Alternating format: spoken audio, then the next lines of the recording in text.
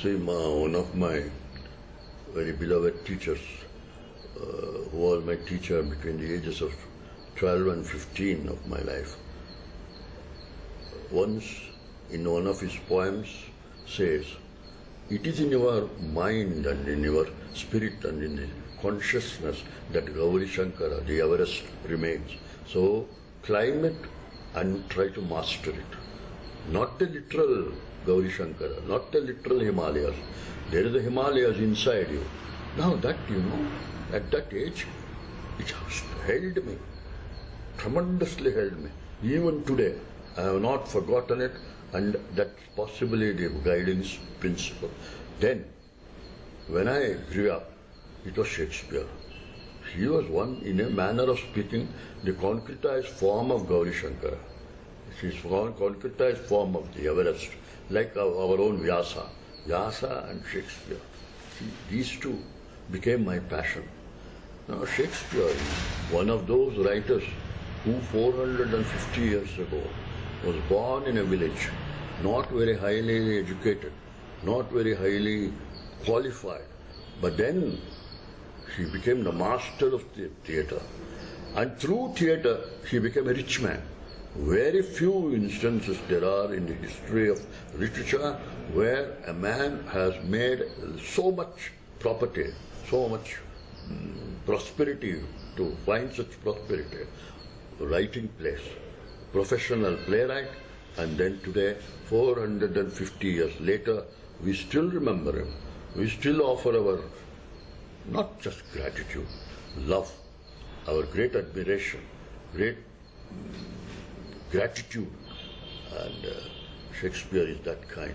When we read a Macbeth, or when we read a McKinley, or when we read his sonnets, there is a mind that is evolving.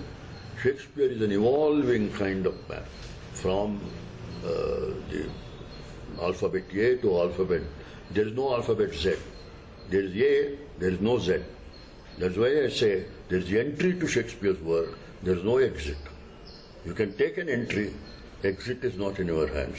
And you are not at all unhappy that you are held hand and feet bound in that world. But it is the spirit that is held. Basavanna has said, Alaya and Bayalu, that is the temple, the concretized form of meditation, and Bayalu, the space, the vast, immeasurable, abstract. And when he says, Basavanna says, when these two, Bayalu and Alaya, become one, there is no difference. How can there be difference between the mighty thing that we call God and the man? And that is what Shakespeare was able to achieve.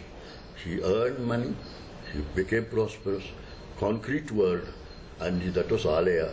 But then today, he is a part of the space, and we breathe him. We are grateful to him. And we are what we are today. Just imagine. You announce the play by Shakespeare today, kannada, Tamil, Hindi, whatever language, Portuguese, Italian, people will throng the theatres.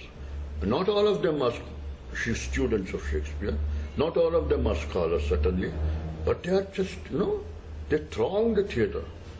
Even today, 365 days, every day, in some language or the other, some part of the world or the other, some play or the other is being staged. And this is something unique, something unparalleled in the history of literature. And Shakespeare has mastered that. This is Basavanna's living example of Alaya and Bayalu becoming one. For Shakespeare, yes, he is a definable person. He is a human being. He is born, is dead. But then the place will never die. That's what he says in the sonnet. These words will remain forever, and they will remain etched, in your personality, in the personality of the society, of this total universal society. We are grateful to him, and I am richly grateful to him.